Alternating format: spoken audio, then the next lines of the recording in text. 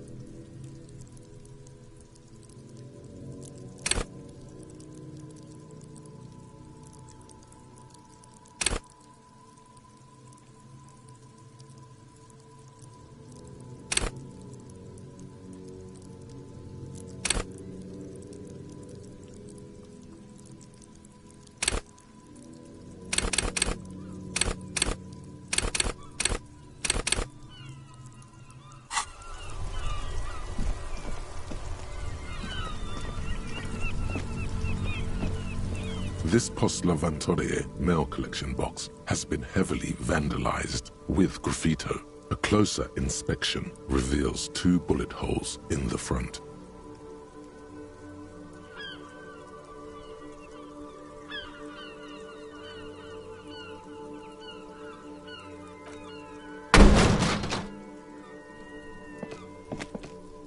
There is a hollow, saddened ring as you kick the Lavantorie mail collection box. It sounds betrayed, in disbelief even.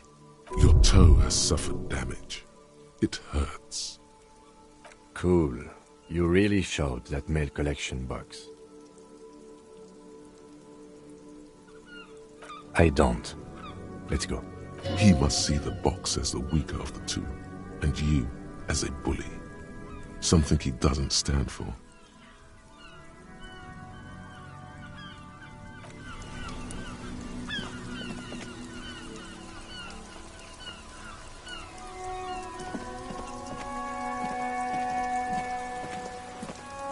Hello, sir. Step right in. The store is open. Are you interested in a new and exciting book?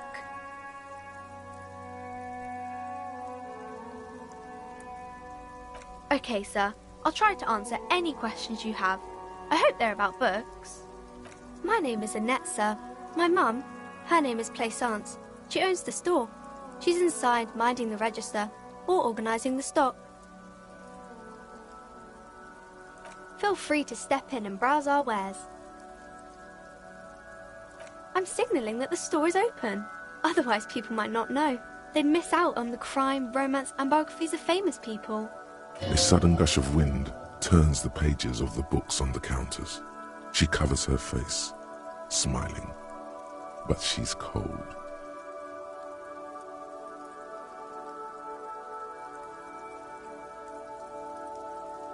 Kind of you to offer, sir. What could you do to help her anyway? Thank you, sir. I'm happy to help Mum out with the store.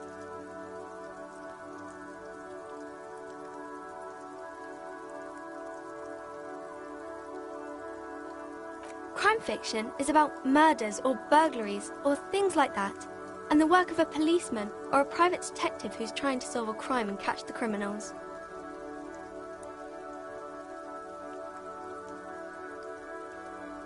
It's exciting to people, I guess.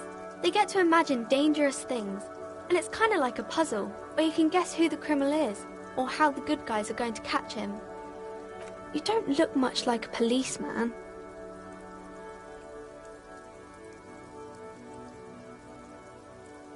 Didn't mean to offend, sir. Sorry, sir. It's just that you don't look like Dick Mullen.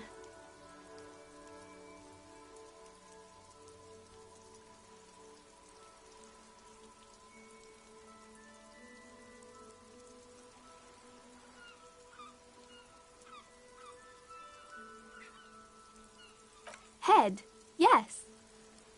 No, it's your soul. Your blue soul. No, your resilience.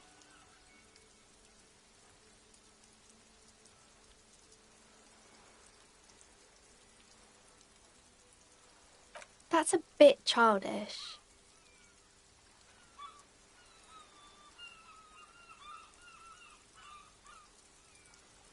Obviously, sir. He's just a fictional character. He's no match for you. Maybe you can show me some real police work, sir. Like in the books.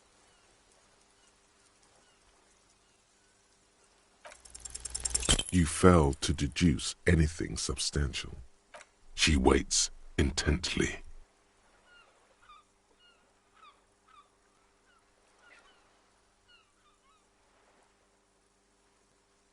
Come on, anyone would notice that.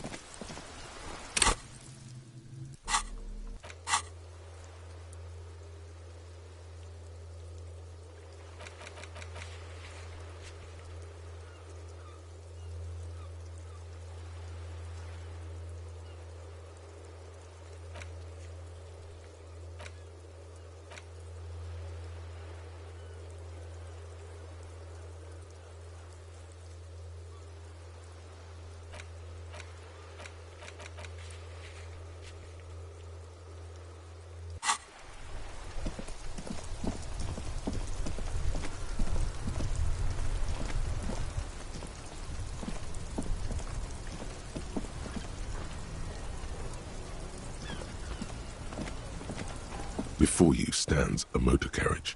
The bodywork is covered in blue and white livery, bearing the number 57. Vapor emanates from the large engine on the back of the vehicle. It hasn't had time to cool off yet. In the cabin, you are welcomed by a set of steering levers, a radio microphone on a hook, a pull-out toolbox under the seat, and the soft glow of the fuel preheater gauge. The frequency tableau lights up, and a green button labeled Prime Line glows like a feline eye. And then you hear something. The soft purr of electrical kittens, radio waves cast far and wide over the metropolis. A woman's voice greets you through the static. This is Precinct 57. Hello, Lieutenant. How may I assist you? Hello, Alice. Please assist our colleague from the 41st Precinct here. I'm putting him on.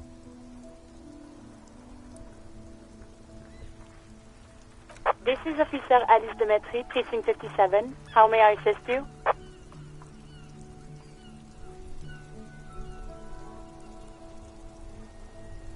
Of course. What is her number, officer? Yes, hold on. Her number is 005 1944 298. Received. Hold on, officer.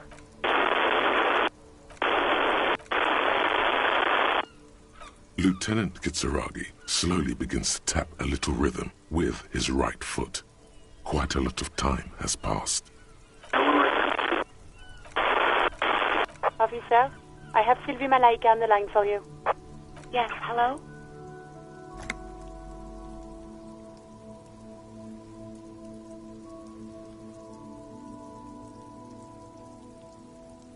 Oh, right. Hello, officer. What can I do for you? You can hear resentment in her tone. She's not thrilled to be talking to you again. There is no resentment in her tone. She wants you to ask her out. No question about it. No, not me.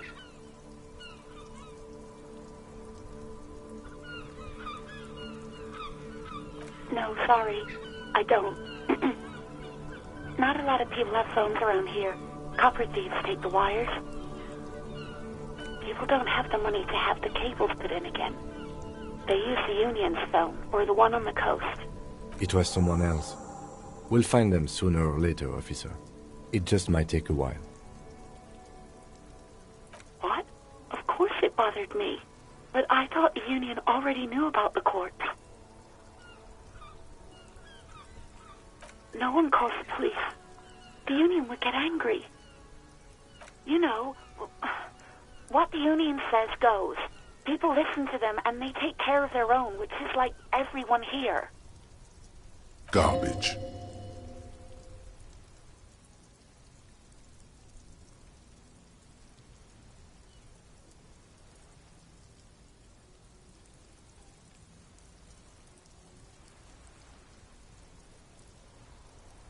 Legally, no. In reality, yes.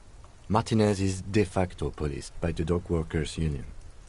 Words are not necessary to feel the lieutenant's discontent for the situation.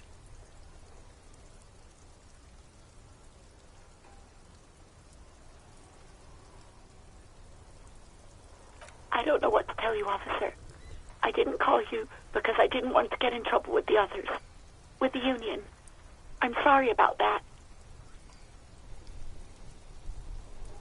Yeah, go on. You mean, why did I leave the bar? Honestly, I'm not really comfortable discussing it with you, sir. Maybe, I don't know. I just know I have to take some time off right now.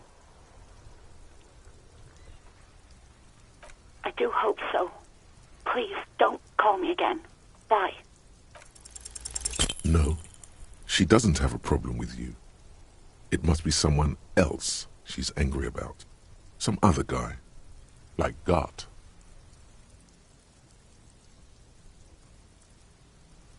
You know women and their constant problems. Yak, yak, nag, nag.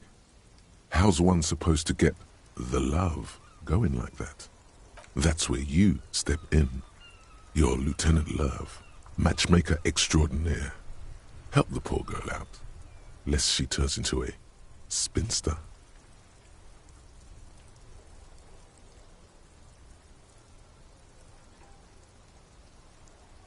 Oh yeah, my point exactly. You know how they are. Transactional and hysteric. Loony broads. You know what you've got to do. First, you've got to calm her down. Tell her you've got everything under control.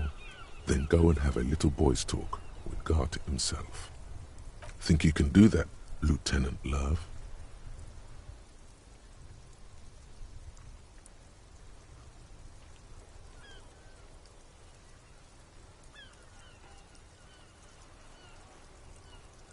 No. What?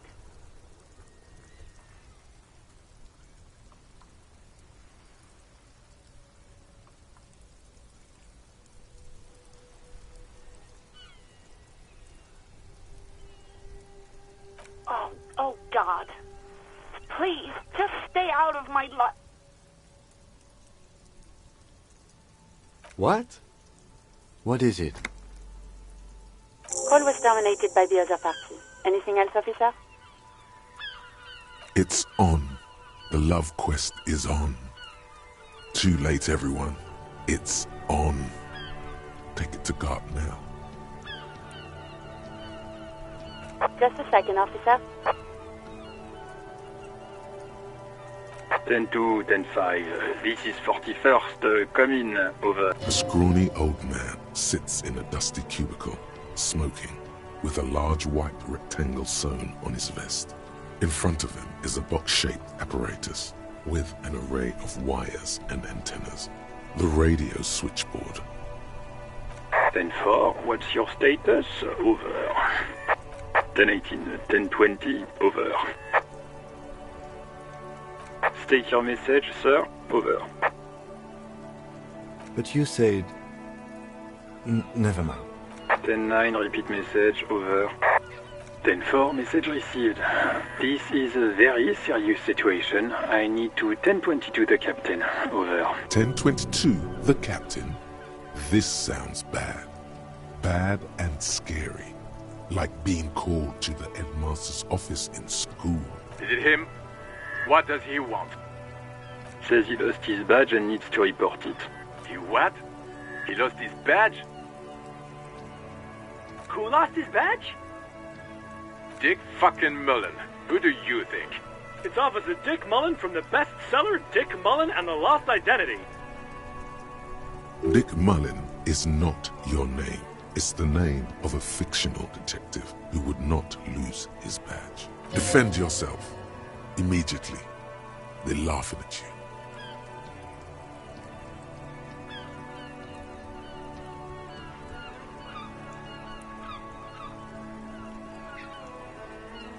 "10-4, I hear you, officer. I'm just going to make a note here that you are in pursuit of your misplaced badge. Over." Fuck me. Mac, come here. You've got to hear this.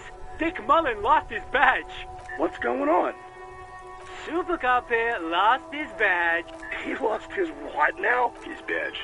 He lost his goddamn fucking badge. 10-9, come again. I didn't get that. Over. New heights even for Captain Sober. Ask him. Ask him if he's lost his gun, too. Sergeant Orson wants to know if you lost your gun too. Check your pockets. Check your... Holy fuck. You don't know where it is, do you? No. It's gone. It's not fucking on you. Don't sweat it, Bratan. You don't need a gun to have fun. We can still have fun. It's not all over. 10-9, come in, officer. Did you get my question? We were wondering about your gun. Over. Even before you can get the words out, everything gets scrambled in your brain. He says he didn't lose his gun. Or his fun, whatever that means. Ask him to describe it. His gun. Not his fun. Just the gun will do. Satellite Officer McLean requests a description of your weapon. The fuck do you need a gun for? Look at the pythons on your arms. You are a gun. The biggest one in the world. Oh, request a description, huh? We'll give him one. Describe the plasma gun.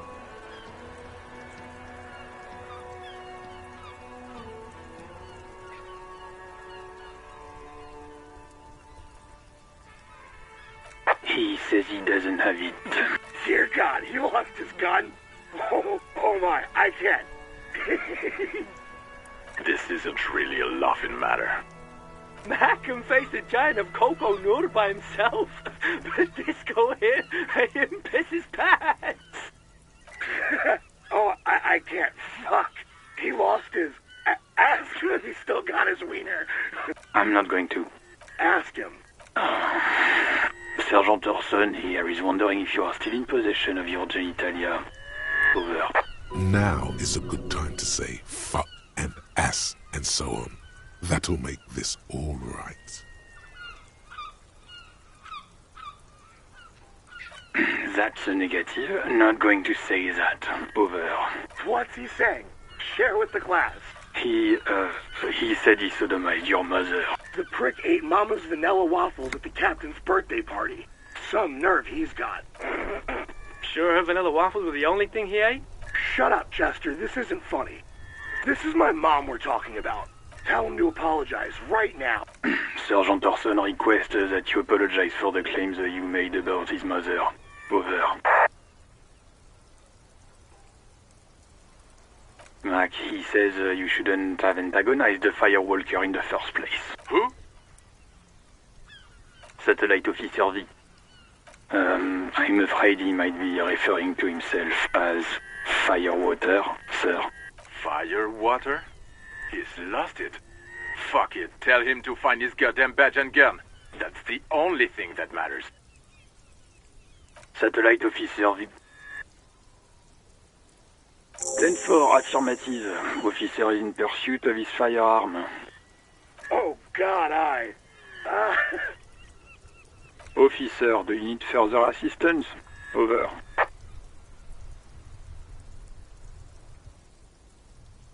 Ten 4, I hear you. I don't have the authority to grant your request, but... What does he want now? He's asking for money. Is he fucking kidding? I don't think he... Don't give that asshole anything. He's just gonna drink it all. Alright, that's a negative on the additional funds, sir. Over.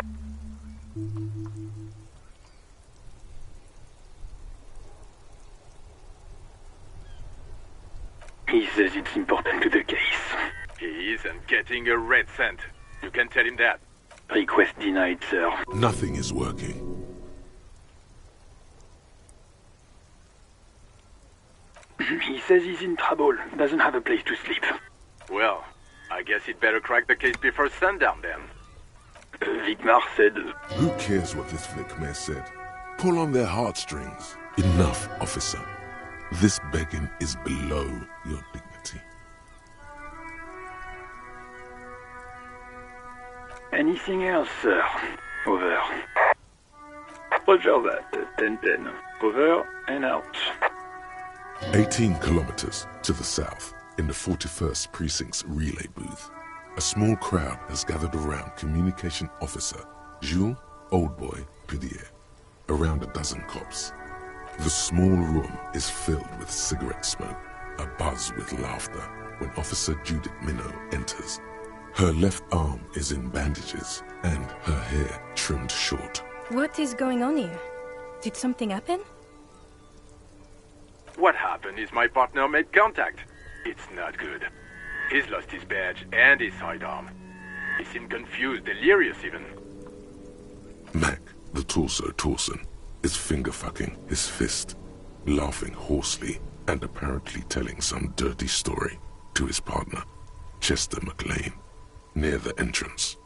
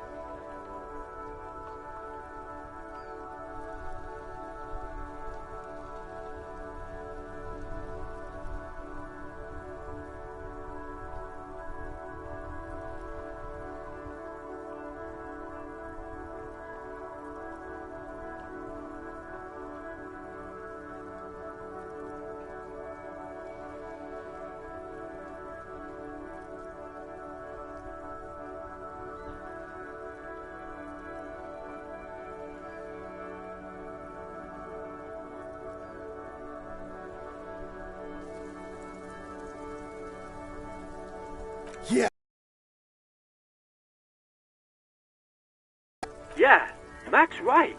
This was some gnarly shit there. I mean, he started begging for money. It was... Enough! None of this is funny. Bad, that's what it is. He's a cop. He's one of us, goddamn this.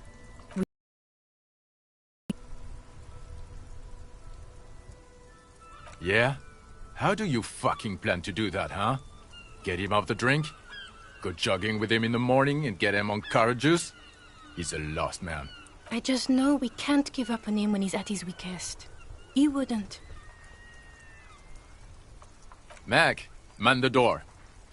You know what he told me? I don't want to get better. I want to get worse. Those were his words. This shit does not leave this room. Not a word of this to the captain. Or anyone else. We'll give him a couple of days to pull his shit together. I guess I can hold off the report for a few days. Good. Okay, everybody. Nothing but a prank call here. We all got our laughs. Now get back to work. Far north, on the other side of the motorway, the officer quietly hunches with his hand in the motor carriage.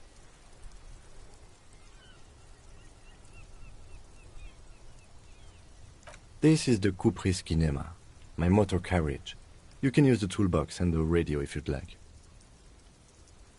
Motor carriage, motor carriage. Something bad with a motor carriage.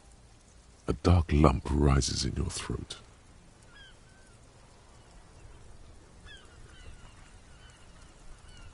The Caprice motorcar does provide most of our patrol vehicles, yes. In the cabin, you see a set of steering levers.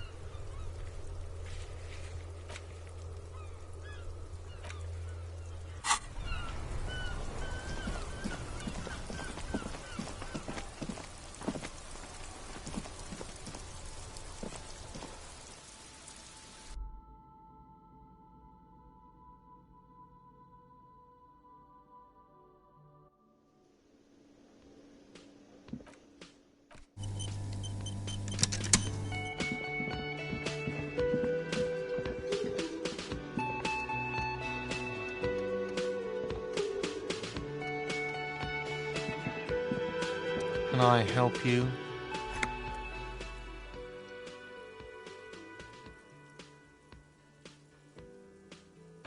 God. Oh, but he should be. Lay it on him.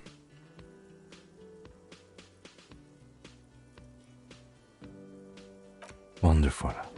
It is. It's wonderful. What? What does that mean? Cock carousel?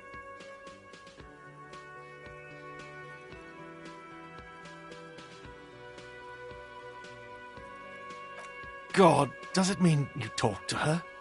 What else did she say about me? What else do you need?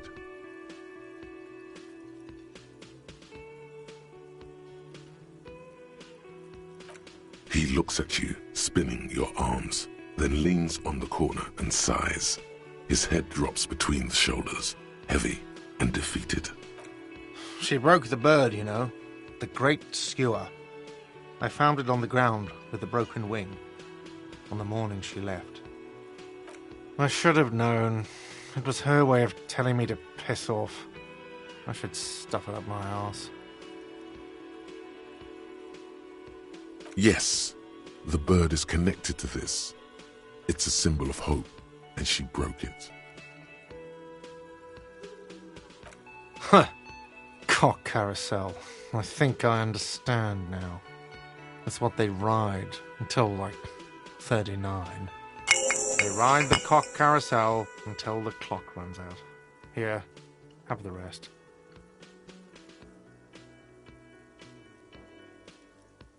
Now, let me have a drink and think about this shit for a moment. On my own. And there we have it. Isn't that beautiful? Another situation fixed by Dr. Love.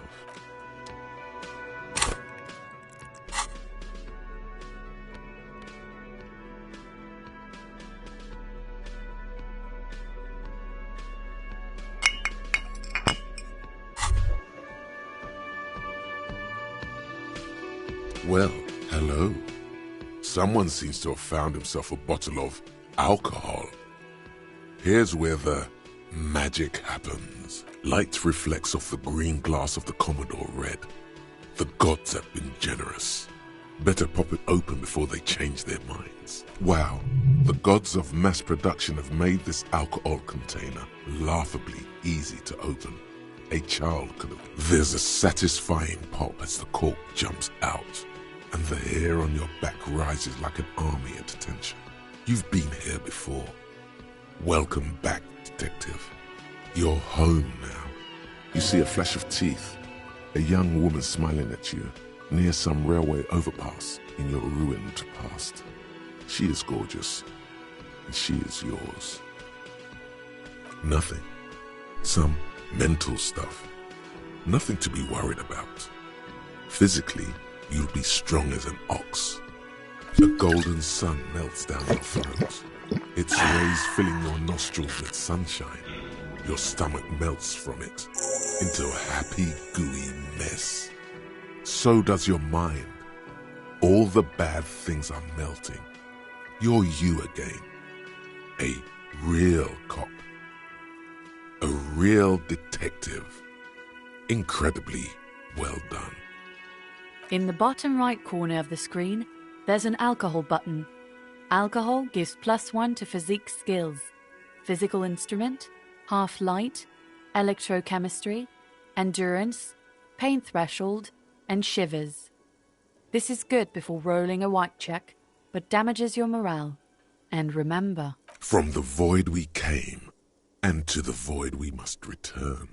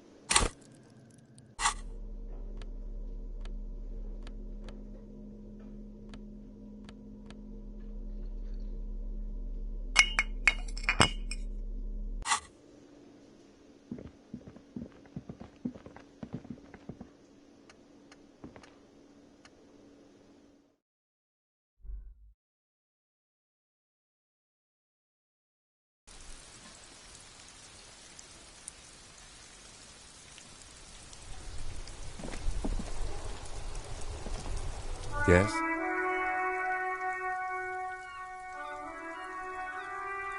Me? I don't see how my life is pertinent to the investigation. Ah, if you insist. What do you want to know?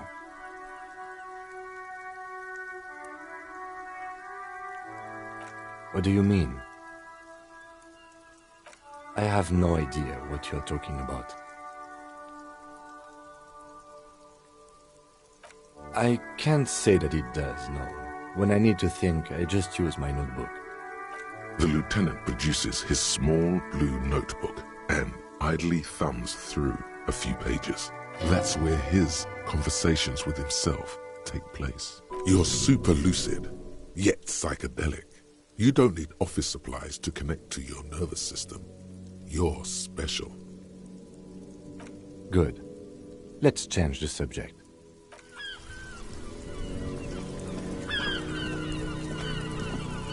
It's raining again. It was clear just an hour ago.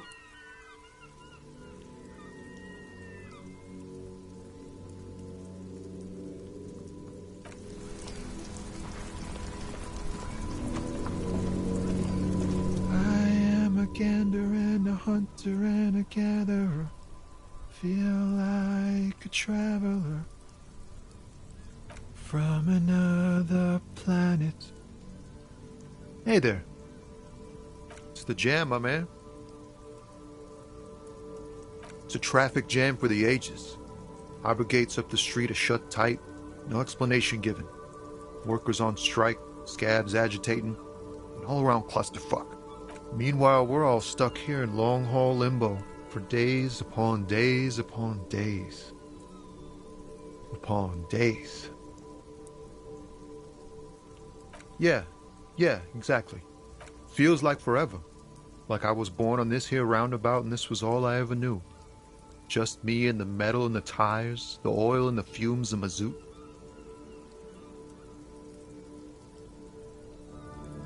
Yeah, imagine. It's been a whole week already. Behind the laugh, however, a touch of sorrow. So tell me, what do you need?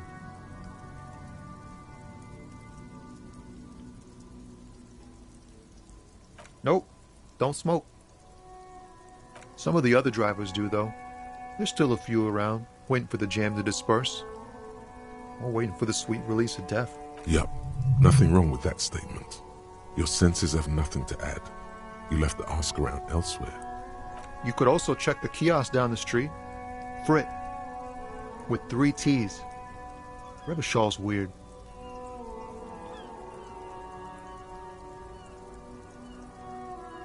He ain't one of us drivers. I know that. All accounted for. Otherwise, I haven't really asked about that. Been wasting time right here. Keep him busy. Analyzing the fundamental structural and psychological conditions of being stranded in the midst of a sea of motor lorries and their sad, despondent chauffeurs.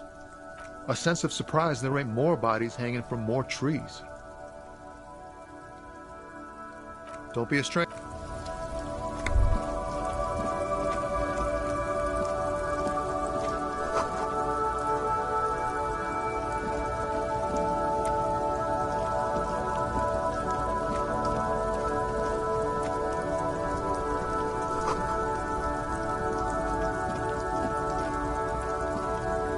Old monument stands in the middle of the traffic island, pointing toward the sea. It looks as if it's been reassembled piece by piece, secured and mounted in the air with the aid of numerous ropes and rods.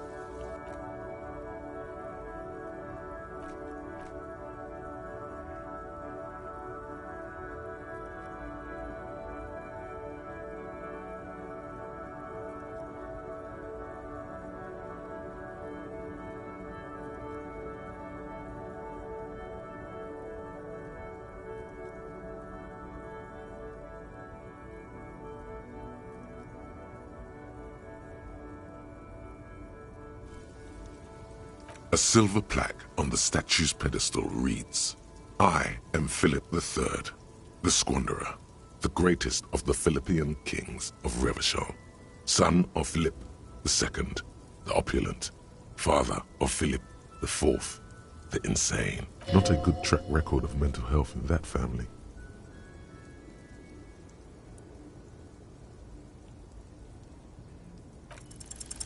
What did he do? You have no idea what you did a week ago. How would you know what this guy did many centuries ago? High above you, the king stands triumphantly oblivious.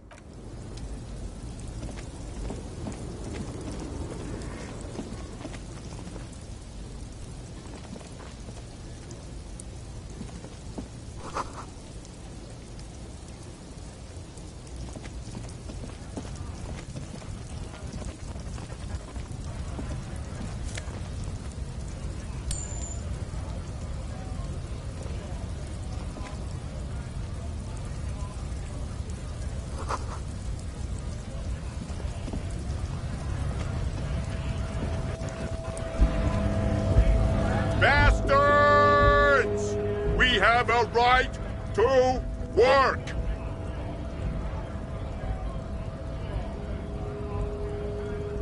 Hold up and stay frosty, everyone. Cops are here. You here to fuck with us? Beat the honest worker down. Good. We're fighting for a cause here. Right to work! Right to work! Besides, we're not that different. It helps if people see us talking, cops and strikebreakers together. Shows authorities are on our side. Builds confidence. Rights of people. Rights of workers. To have gainful employment. To make a salary. And feed their families. Maybe you should ask them the questions. Like, why we're not allowed to make a living here. Shame on you! We have families to feed, you piece of shit. So do we, Scab.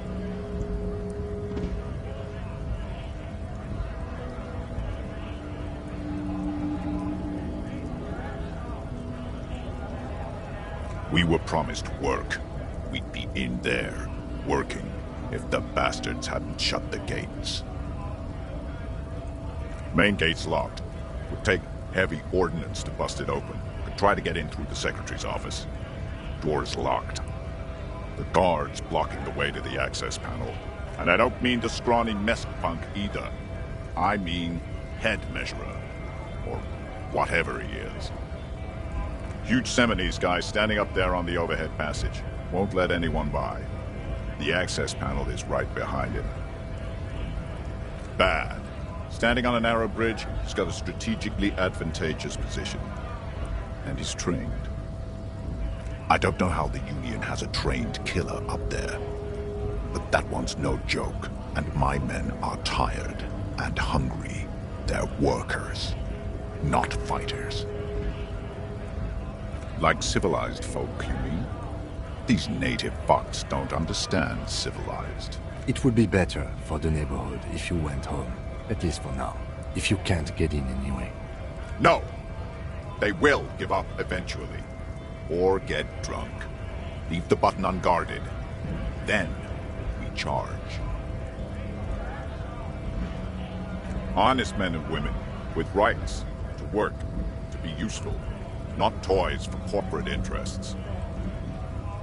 We came here to help the harbor run smoothly in time of crisis. If Union fucks don't want work, they ought to let in those who do want work. I have a question. Why do all these men follow your leadership? You think they follow because I'm big and loud? No. They follow the rules of the market, the rules of the economy, because they were given a job to do!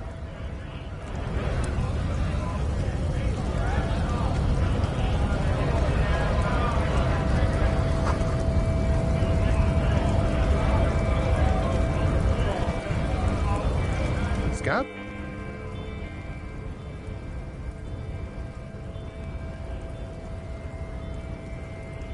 I was just messing with you. No one's ever seen a cop scab. Imagine, you cops going on a strike, but then another cop comes in and says, let us cop for less money. Speaking of, what brings the RCM here, to the Wild North? Come to see the strife?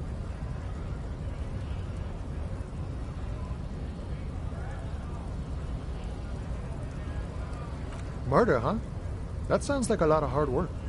You'd never see me investigating a murder.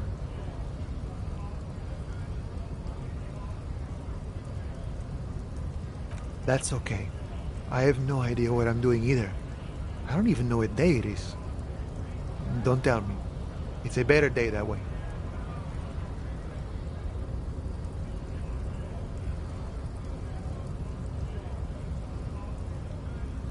My friend, I respect the right to roam. The open range awaits. I don't operate in that capacity. I'm not a granter of passage. The passage grants itself. Beneath the jolliness He suddenly seems doubtful. Aye. Walk right past Measurehead and go in. Yeah, the 2.5-meter tall Semini Supremus is there. Walk right past him, then press the button to unlock the door, then go past him again, and you enter the arbor through the office. Está. Don't worry, I'm sure it's not completely impossible. For example, you could best Measurehead in a physical confrontation, or you could convert to a Semini Supremacist worldview. Or, maybe it actually is completely impossible. Not yet, no. He's incredibly strong. Nothing a couple of solid hooks from Dexter and Sinister won't fix. Sure.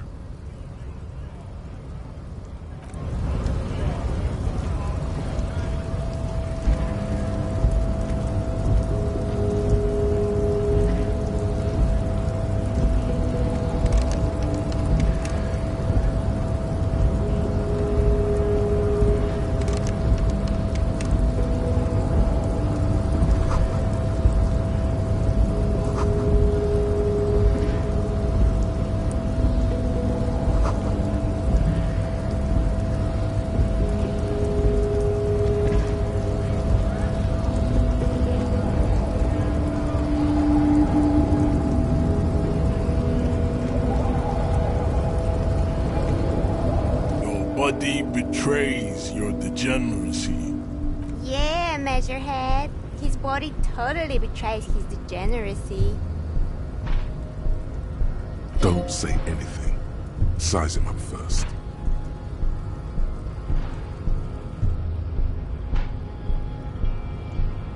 Are you admiring my morphophysiology? It must be frightening to stand in the shadow of this racial pinnacle.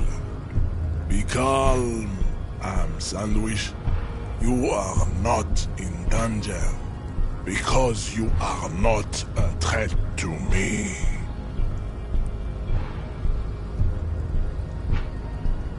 That is precisely the negligence that has led you to succumb to Al Ghul. You reek of it. An invisible sword of Al Ghul emerges from your throat.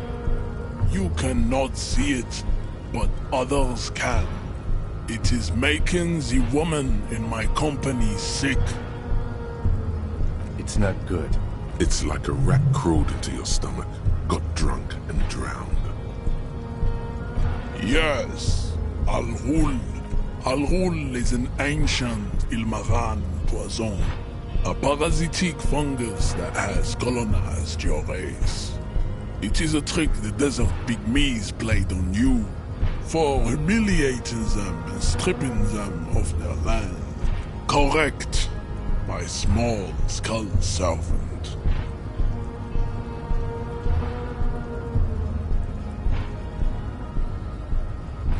No, you don't. You need to get another drink.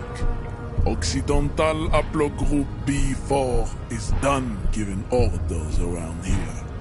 The influence of the ham sandwich race is waning.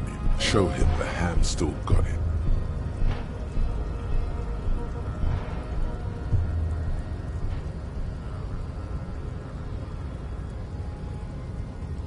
Begging for help. Attempting to pass fear for cooperation. How far the Occidental Haplogroup has fallen. You were once a noble and powerful race. You gave the world eugenics, electricity, and powerful weapons of war like missiles and aerostatic aircraft. You made great gains in metallurgy, race theory, and statecraft. You dominated lesser cultures, like the deformed Hemians and the inexplicably potato-obsessed Kroikos. But now your ascent to the genetic summit has halted. You are obsessed with sadness and with frivolous pop culture. You will be superseded. Isn't that right, babe? It is, baby. There is a button right behind him, just out of reach. It must be the one that opens the door to the harbor.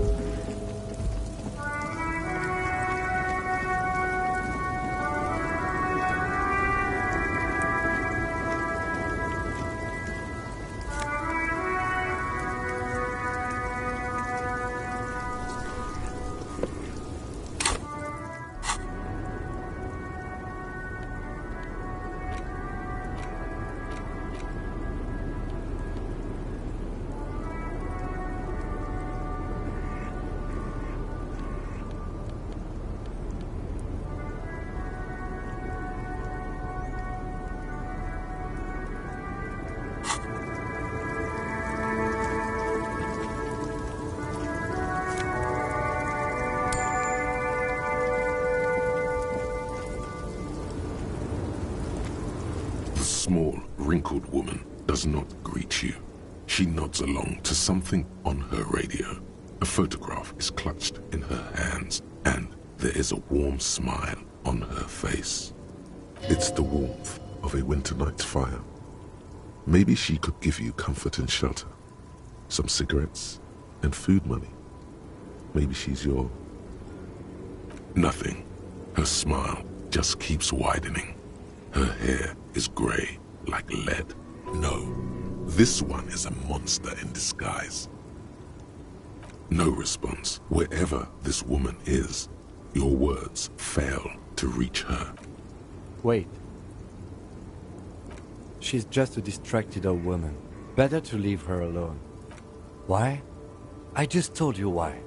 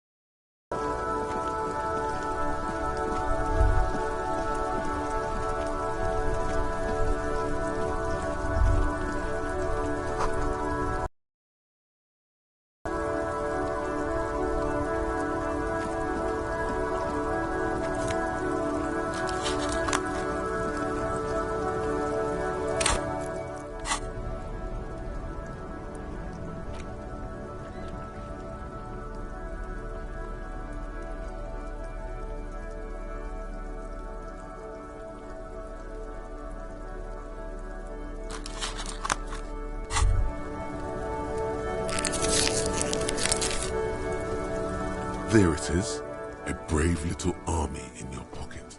The 1st Smokes Platoon. 20 brave souls standing in salute. You picked the best one. This soldier is fat and succulent. What are you waiting for? Light up. Re-become yourself. Oh yes, Bratan!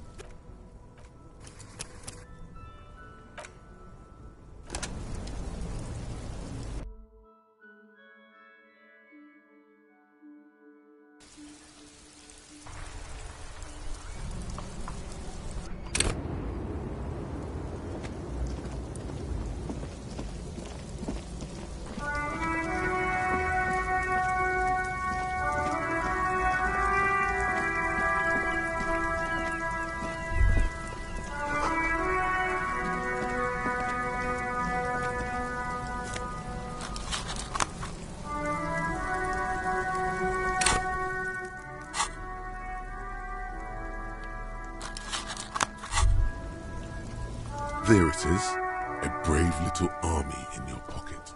The 1st Smokes Platoon. 20. You picked the best one. This soldier is fat and succulent. What are you waiting for? Light up. Re-become yourself. Oh yes, Bratan! Please light up! You need a trooper between your lips right now! Calm your shit down! Go to Pleasureland! Get a load of this rock and roll cop here, people. Johnny Thundercop fishes a cheap lighter out of his pants. With a flick of the thumb, there's fire. A primal satisfaction. Repercussions, there's a high risk of glory. With a mild chance, cool genius. Smoking makes you into an intellectual. Everybody knows that. It will help you concentrate a bit. That much is true. It only lets you concentrate because you're in nicotine withdrawal. It only mitigates its own. Blah, blah, blah. Boring. Light it up. Thick, warm smoke gets sucked down into your lungs. Immediately, you feel a warm nostalgia fill your head, body, and soul. A nostalgia for yourself. The man you were in your youth. Johnny Thundercop is back, and he's chill as balls. In the bottom right corner of the screen, there's a cigarettes button. Cigarettes gives +1 to intellect skills. Logic, rhetoric, conceptualization, visual calculus, encyclopedia, and drama. This is good before a white check, but damages your health.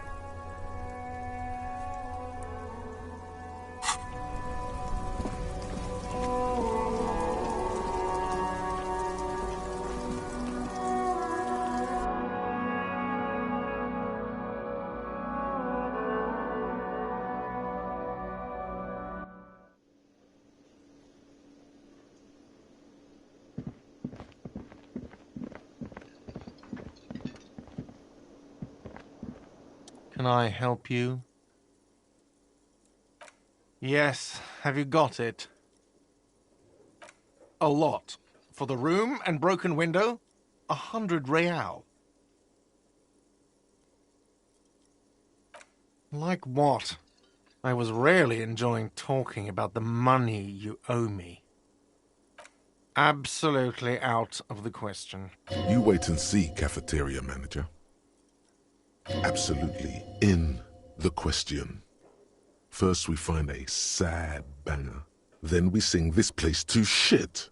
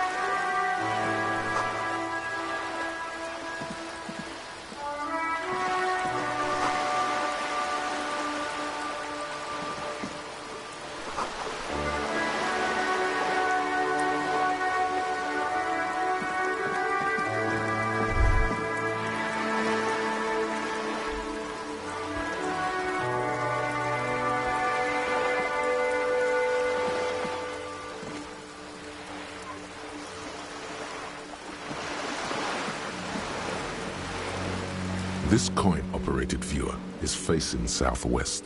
Its coin slot is full of fossilized bubblegum, rendering the machine permanently inaccessible. The metal feels cold and wet under your palm. It looks unhygienic. A thick layer of graffito covers the lenses. You spell out the word Onuk written on the other side, with N and C scribbled backwards. Under the graffito, a sea of blues and greys appear. Behind the water lies a coast studded with concrete and reeds.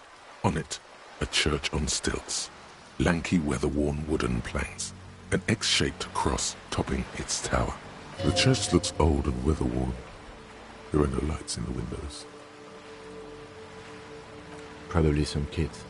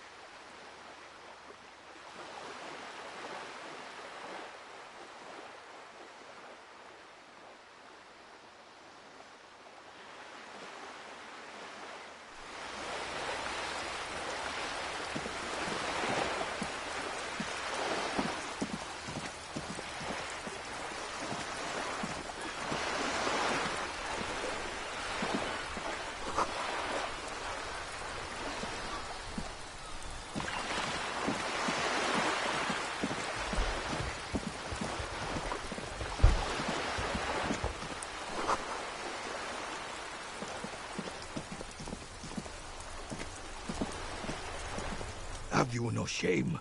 Whining about your back every time you bring out the measuring tape.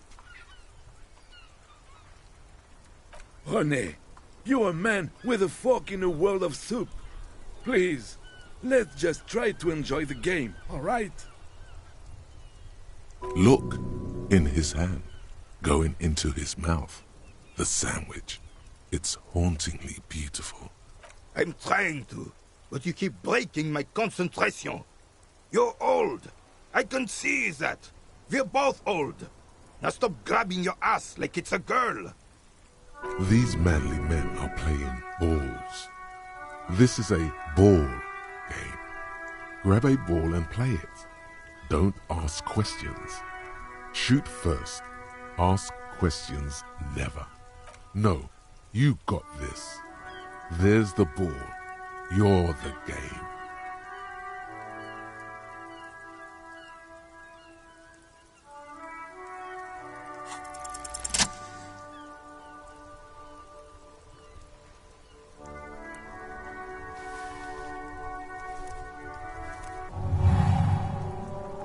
You are immediately surprised by the ball's lack of weight. No matter, you'll make it work. God, this is right. You feel the familiar tremble of excitement and adrenaline that precedes every victory. Time has frozen. The cold metal ball is surprisingly smooth against your neck. It has a pattern on it, probably a sponsored ball. Yours would only be covered with bumps of learning and scars of victory. Already your muscles are adjusting to the weight, the nervous system calibrating, until you and the ball have merged into a single entity. The man ball is ready. A chilly breeze ruffles your hair as you stand there, feet firmly planted. All sounds, smells, even the wind, everything fades until the only thing left is the union of man and ball. West, in the Grand Couronne area, a sharp overhand left from Arsène-Luc Edelbrock sends the Samarin heavyweight champion, Kostya Miasnok Kostanicha, flying to the mat. The crowd goes wild.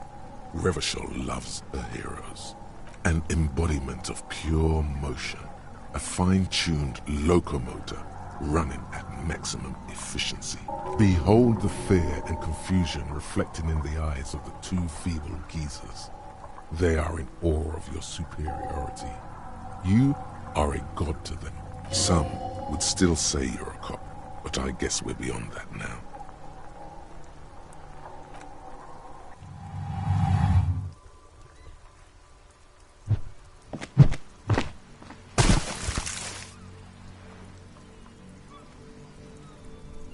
Merde!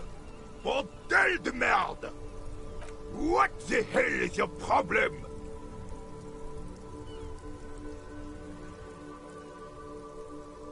You vandalized our game, son! We can't play pétanque with 5 pool!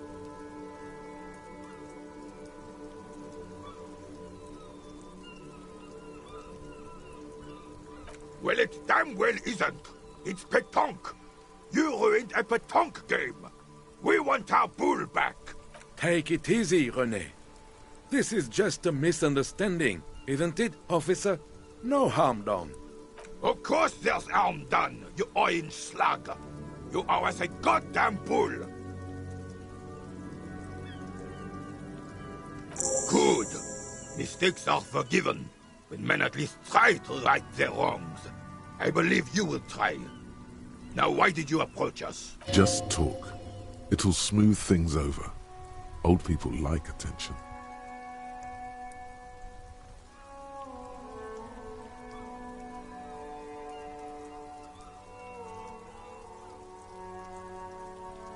Ah, yes. King Philip III, on his steed. A reminder of what Revachol once was. Oh, absolutely. At the mercy of a cocaine-snorting tyrant who emptied the treasury so he could sleep on a bed of gold. Cocaine. Cocainum? Sounds like our kind of king. And just imagine what kind of cocaine a king would have had. A superpower, feared and respected. A testament to what this country can be under the leadership of a true king. Someone who knows how to rule. Decisively, without fear of offending the sensibilities of the frail and weak-minded among his subjects. This is something the insurgents never understood.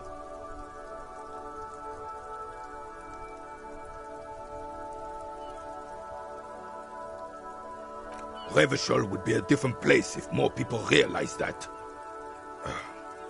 We could still be the... Don't get started on that again. What happened, happened. The Carabiner doesn't reply, but his entire being communicates unbreakable resolve. No one and nothing can change this man's mind. He is as rigid as they come, still in that antique uniform. Right. Unfortunately, I don't. Unlike most of the locals, I have no qualms about assisting law enforcement. But this affair has passed me by completely. In Martinez, the Union is the law. So can you really blame them? Cop is a pejorative term. I don't have a problem with policemen. On the contrary, I admire the effort to bring order to our streets. If I knew, I would not be afraid to tell you. I simply don't. I'm an old man, not a coward. The daily business of the riffraff no longer concerns me. This is a man with a lot of past, but little present, and almost no future.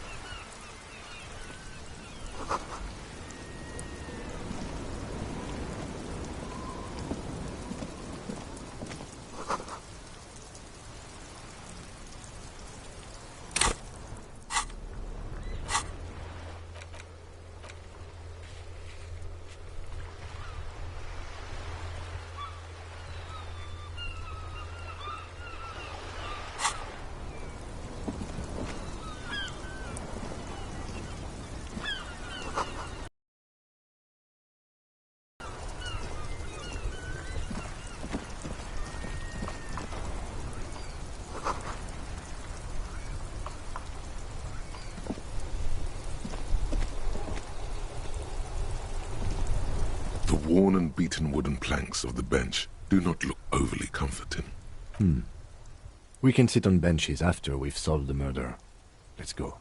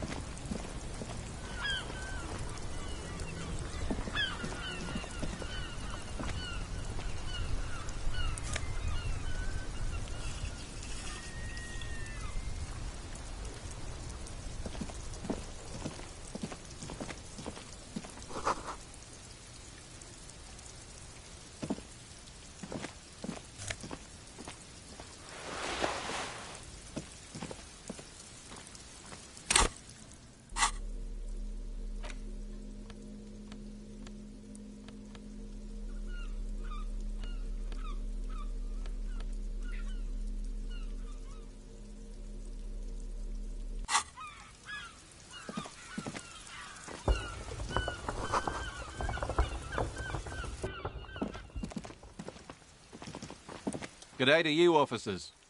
A burly man hangs out by the waterlock, carving up a generous serving of salami with an old hunter's knife.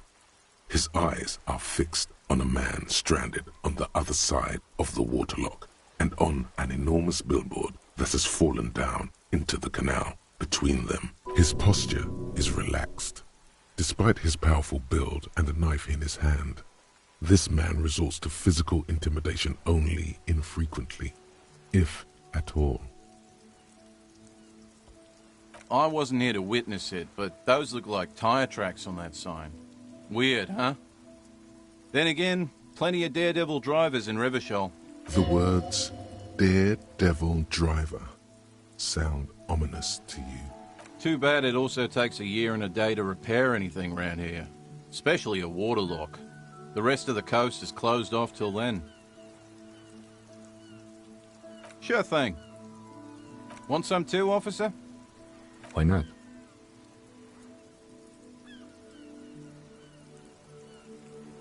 Well, there's the fishing village, an abandoned fish market, a bizarro church. Not much use to the congregation, though. There always seems to be something wrong with it. Yeah, not really much else. Just bombed out ruins. A couple of indicator lights are missing from this control panel. Loose wires dangle from the now vacant holes. In the middle is a lever. Beneath it, a small metal plaque. This panel usually closes the water lock, turning it into a bridge that lets you cross the canal. But there's a crashed salmon and butter sign in the way. Pulling the lever probably won't do anything.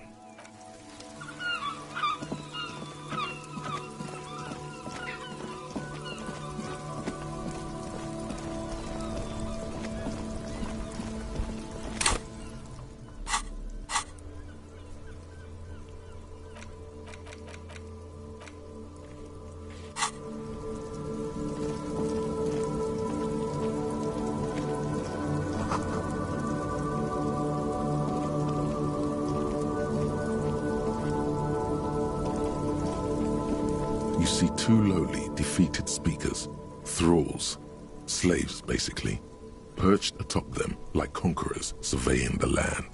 A pair of found, durable wear sneakers, ultra serious. I can see you've a taste for luxury, officer. Can't keep your eyes off those sneakers? Speaking of luxury, you should go over and ask about paying for those sneakers with your net worth.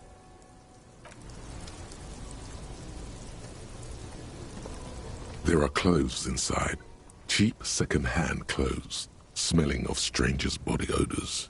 Don't be shy. These are premium class clothes. Good quality fabrics, best retro design. Save the economy with your style, officer. How about some premium class service over here? Like paying with net worth.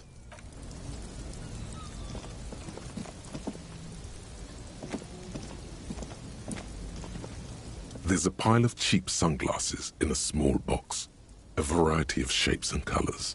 You like sunglasses, officer? I've got the latest styles right here. Stylish shades, huh? They'd be even more stylish if you paid for them with net worth. Go over and ask him. Abort. These are hideous. What's more, they don't even fit your face. You can feel them pinching your nose and chafing against your brow. Damn, officer! You look like a mega secret spy. Very secret. They're practically made for you. I'll let you have them for 2 real and 50 cents. They're perfect for concealing your bloodshot and baggy eyes. No, you are definitely not buying those.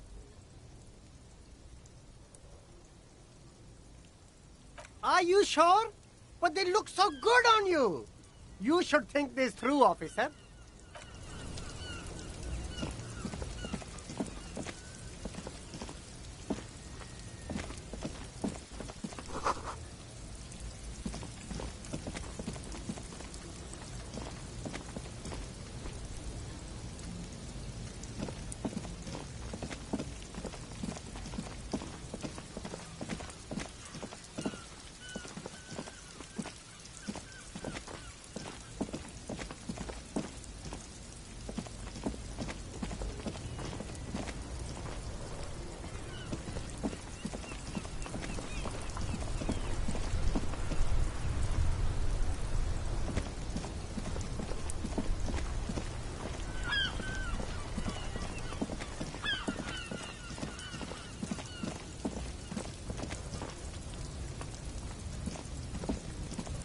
Welcome to Revachol.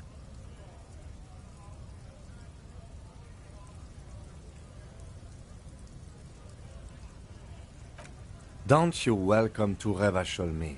My grandfather came here from a 3,000-year-old racist isolationist culture, while your ancestors came to this island a mere 300 years ago. Every school of thought and government has failed in the city, but I love it nonetheless. It's men like you who keep Revachol divided, making it that much harder for everyone to climb out of this post-war limbo. Oh, come on, man. I just said, welcome to Revachol. It's a lorry driver thing. I know exactly what you meant. You think my kind doesn't belong here, that I should watch myself and behave. But you see, I'm an officer of the RCM. It's actually my job to make sure you behave. I would advise you to remember that. Silence. The air between them becomes tense. Your partner needs backup. Now's your moment to shine.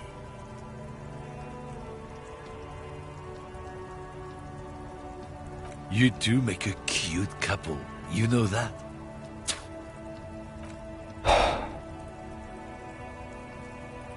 You sense slight embarrassment for the outburst. Or is it pride? Impossible to tell. Whatever you say, officers. Oh, not much anymore.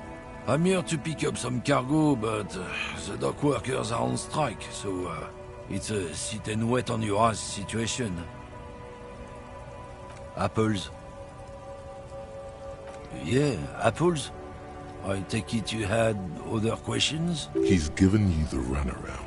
Let's be honest, you were bested. It's about biological determinism, natural law, the sorting of the races. Not the most popular topic nowadays, with the coalition in charge and all. You might want to change the topic.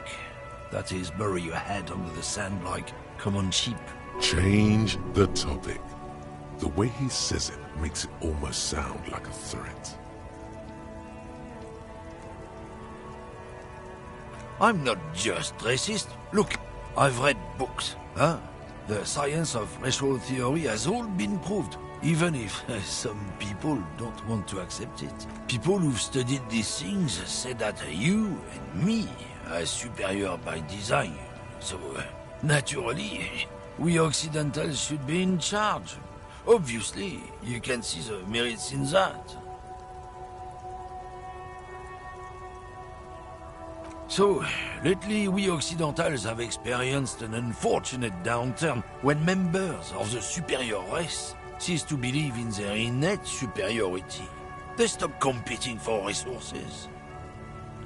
The problem? The damn Kips are showing a real good game lately. Same with the mosquitoes. And the other introduced species too. They're on the precipice of cultural victory. It's what the Kips of Boogie Street are going for, right under our noses. And the others too, on the radio. Heard any chansons lately? Heard any mojitos or leader? It's true. Also, you need to realize the dangers of mixing races. Who knows what might happen if people don't stay in their birthplace? You might end up with a new sub-race, with unknown characteristics, leading to extra competition. That's why you've got to control the offspring. Don't push your luck, Runt.